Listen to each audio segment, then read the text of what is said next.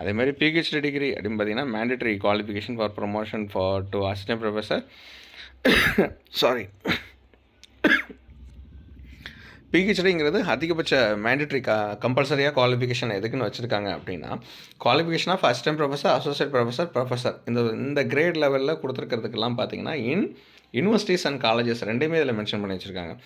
PhD வந்து mandatory qualification for professor to assistant professor academic level 12, associate professor academic level 13A, professor level academic level 14 universities and colleges ரெண்டுமே இதில் mention பண்ணி வச்சுருக்காங்க. So PhD வந்து mandatory குவாலிஃபிகேஷனாக மாற இருக்கிறது மாதிரியும்.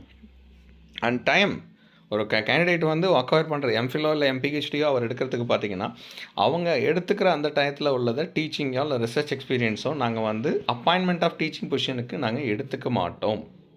இப்போ பிஹெச்டி பண்ணிகிட்டு இருக்காங்க இல்லை எம்ஃபில் பண்ணிகிட்டு இருக்காங்கன்னா அந்த காலகட்டத்தில் டீச்சிங் எக்ஸ்பீரியன்ஸை நாங்கள் எடுத்துக்க மாட்டோம். ஃபர்தர்